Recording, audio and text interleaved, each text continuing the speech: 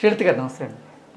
శ్రీలత గారు, డయాబెటీస్తో బాధపడే వాళ్ళు ఎటువంటి కూరగాయలు తీసుకోవాలి, ఎటువంటి కూరగాయలు తీసుకోకూడదు, ఓకే, అలాగే ఎటువంటి ఫ్రూట్స్ తీసుకోవాలి, ఎటువంటి ఫ్రూట్స్ జోలికి వెళ్లకుండా ఉంటే మంచిదంటారు? సో మంచి క్వశ్చన్ అడిగారు.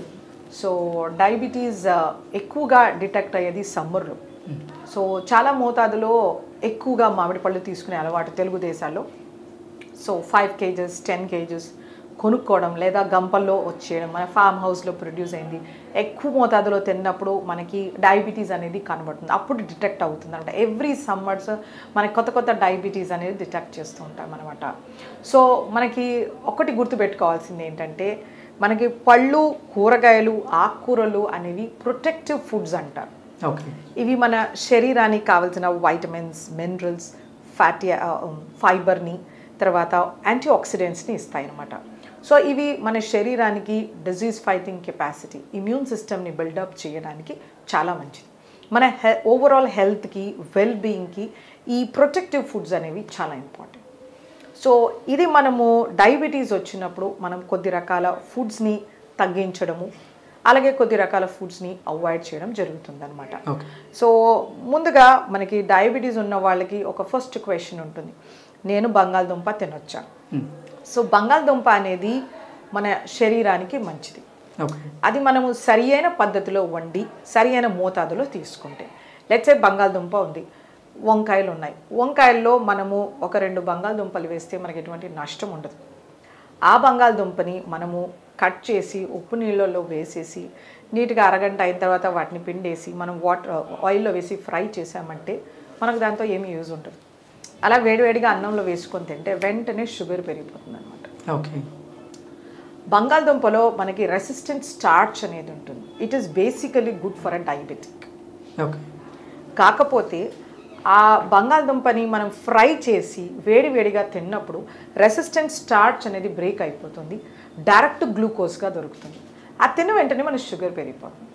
సో ప్రతి డయాబెటిక్స్ ఇది గ్రహించుకోవాలి. ఇప్పుడు అందరికీ ట్రెండ్ ఏంటంటే బర్గర్స్తో పాటు ఫ్రెంచ్ ఫ్రైస్ ఇస్తుంటారు వేడివేడిగా, తర్వాత ఇంకా కొద్ది రకాల వేడివేడిగా మనకి ఫ్రెంచ్ ఫ్రైస్, చాలా రకాల ఫుడ్ ఐటమ్స్ని మనం పర్చేస్ చేసుకున్నప్పుడు యాడ్జెన్వెంటివ్గా ఇస్తారు, పక్కన సైడ్ డిష్గా ఇస్తుంటారు. సో వేడివేడిగా తినేస్తుంటాం మనం శాండ్విచెస్కి, వాటికి వీటికి. సో మనకి ఆ సింపుల్ గ్లూకోజ్ అనేది శరీరానికి త్వరగా దొరికిపోతుంది. సో అలా మన షుగర్స్ పెరుగుతాయి, ఇది మనం గ్రహించుకోవాలి. సో మనకి శాస్త్రాలు కూడా చెప్పడం ఏంటంటే, మనం ఏదైనా వంట చేసిన తర్వాత 45 నిమిషాల నుంచి గంట వరకు ఏది ముట్టుకోకూడదని మనం ముందు నుంచి సాంప్రదాయంగా చెప్పిన మాట. వేడిగా మనము వడ్డించుకోవడం మనకి కాదు, గంట సేపు దాన్ని అలా వదలాలి. సో వాళ్ళు చెప్పేది ఏంటంటే, అందులో రెసిస్టెంట్ స్టార్చ్ డెవలప్ అయ్యేంత వరకు వెయిట్ చేయమని మనకు పెద్దవాళ్ళు చెప్పారనమాట. ఎప్పుడు పొగలున్నది మనం వడ్డించుకోం. సో అలాంటివి మనము కాన్సెప్ట్స్ని మనము క్యారీ ఫార్వర్డ్ చేసుకోవాలి, because every concept has a scientific explanation. Okay, so బంగాళదుంపతో అలా ఉంటుందన్నమాట. సో మనం కాంబినేషన్ కర్రీ చేయొచ్చు. లెట్స్ సే పులావ్ చేశారు ఆర్ వెజిటేబుల్ దలియా చేశారు, సో అందులో ఒక బంగాళదుంప వేశారు, మంచిది. ఆ పొట్టులో మనకి దానిపైన ఉండే స్కిన్లో పొటాషియం ఉంటుంది. It is really important muscle కాంట్రాక్షన్కి, హార్ట్ ఫంక్షనింగ్కి, బ్లడ్ ప్రెషర్ కంట్రోల్ చేయడానికి. సో మనకి అబ్రాడ్లో మనం చూసామంటే, లెట్స్ సే ఇలా ఒక పొటాటో ఉంటుంది అనుకో, దాన్ని హాఫ్ కట్ చేస్తారు, అందులో ఉండే బంగాళదుంపనంతా తీసేస్తారు, ఇందులో ఈ తొన ఏదైతే లేయర్ ఉంటుందో పీల్, దీంట్లో స్ప్రౌట్స్ వేసుకొని తింటారు. ఓకే, మన ఇండియాలో ఏం చేస్తారంటే దాన్ని నీట్గా తీసేస్తారు, పీల్ అంతా తీసేసి ఆ పిండి పదార్థాన్ని ఉడికించారు. సో మనకి సాంప్రదాయంగా ఏంటంటే మనం అలా కట్ చేసుకొని కూరలో అలా చేసుకోవాలి, దాన్ని పీల్ చేయమని మన పెద్దవాళ్ళు చెప్పలేదు, అది మనం నేర్చుకున్నాం. సో ఆ ఇంపార్టెంట్ ఫ్యాక్టర్స్ ఏవైతే ఉన్నాయో వాటిని మనం దృష్టిలో పెట్టుకుని ఈ ఫుడ్ని మనం ఇన్కార్పొరేట్ చేసుకోవచ్చు, అప్పుడప్పుడు తక్కువ మోతాదు నేను చెప్పిన విధానంగా. అలాగే మనకి చేమదుంప ఉంటుంది, చేమదుంపలో మనకి కోలిన్ అనే బి కాంప్లెక్స్ వైటమిన్ లభిస్తుంది, ఇది చాలా శ్రేష్టం. దీన్ని అవాయిడ్ చేయాల్సిన అవసరం లేదు. మనము పులుసు పెట్టామనుకోండి, సో అంత తీసుకోవచ్చు, ఒక పూటకి ఇబ్బంది లేదు, రెండో పూటకి తీసుకోకూడదు, కార్బోహైడ్రేట్స్ ఎక్కువగా ఉంటాయి కాబట్టి. సో మనము వేడివేడిగా తినకుండాను కొంచెం రూమ్ టెంపరేచర్కి వచ్చినప్పుడు ఏ ఫుడ్ అయినా తీసుకుంటే మంచిది. అలాగే మనకి చిలకడ దుంప ఉంటుంది, చిలకడ దుంపలో మనకి బీటా క్యారోటీన్ ఉంటుంది, soluble fibre, insoluble fibre, multiple trace elements ఉంటాయి. ఇది ఒక ఎక్సలెంట్ ఫుడ్ డయాబెటిక్స్కి. సో ఇంత చొప్పున చిలకడ దుంప తీసుకుంటే యాంటీ డయాబెటిక్గా కూడా పనిచేస్తుంది. ఓకే. కానీ దాన్ని బాగా కట్ చేసేసి మ్యాష్ చేసి పంచదార వేసి దాన్ని పాయసం చేయడం ఇలా చేయకూడదు.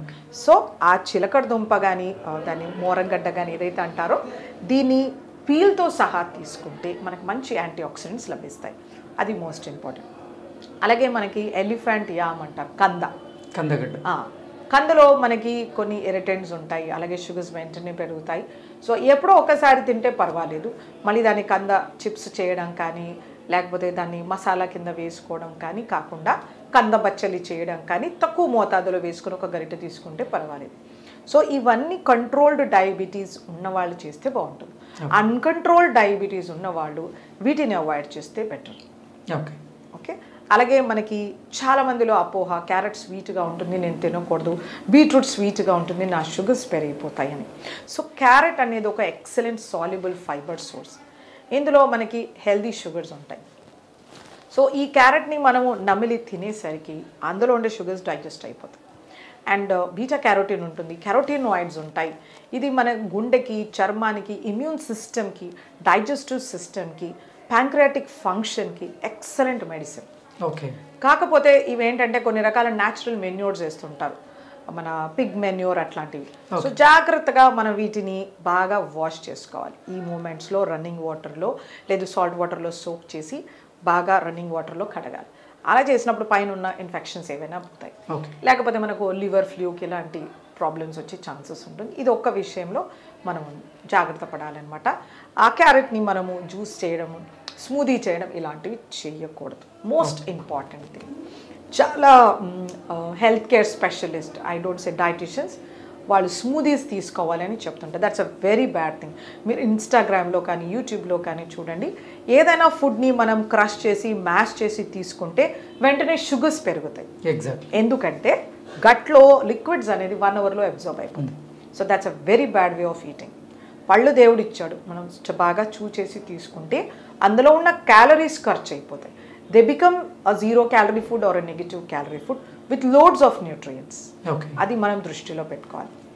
అలాగే బీట్రూట్లో కూడా మనకి మంచి వైటమిన్స్, మినరల్స్, యాంటీ ఆక్సిడెంట్స్ ఉంటాయి. వీటిలో యాంథోసియానిన్స్ అనే పిగ్మెంట్స్ ఉంటాయి. ఇవి కూడా మన ప్యాంక్రియాస్కి చాలా మేలు చేస్తాయి. ఇవి మన డిజీజ్ నుంచి ప్రొటెక్ట్ చేస్తాయి అన్నమాట. మన బ్లడ్ వెజల్స్ని డైలేట్ చేస్తాయి. మనకి కొద్ది డిజీజెస్లో ఇలా కన్స్ట్రిక్ట్ అయిపోతాయి. అది hypertension, heart failure, vascular ప్రాబ్లమ్స్లో ఇక్కడి నుంచి బ్లడ్ వెళ్ళాల్సింది ఇలా కన్స్ట్రిక్ట్ అవుతుంది. సో బ్లడ్ ప్రెషర్స్ పెరగవచ్చు, మనకి రకరకాల ఇబ్బంది అవుతుంది. సో బీట్రూట్కి ఒక కెపాసిటీ ఏంటంటే వాసోడైలేషన్, ఆ బ్లడ్ని ఈజీగా పంపించే కెపాసిటీ. సో దీన్ని రాగా తీసుకోవాలి. సన్నగా కట్ చేసి సాలడ్లో కలుపుకోవచ్చు, లేదా స్లైస్ చేసి అలాగే తీసుకోవచ్చు, లేదా నిమ్మ పులుపు వేసి తీసుకోవచ్చు. సో డయాబెటీస్లో ఏంటంటే వీళ్ళకి retinopathy, nephropathy, peripheral vascular disease ఇలా వస్తుంది. కంటికి రక్త ప్రసరణ తగ్గిపోతుంది. సో ఇలాంటి వాళ్ళకి ఇది ఒక ఎక్సలెంట్ మెడిసిన్ అనమాట. సో కాకపోతే ఆ బీట్రూట్ని సన్నగా తరిగేసి నెయ్యిలో వేయించి పాలేసి షుగర్ వేసి కీర్ హల్వా చేస్తా, ఇలా చేయకూడదు.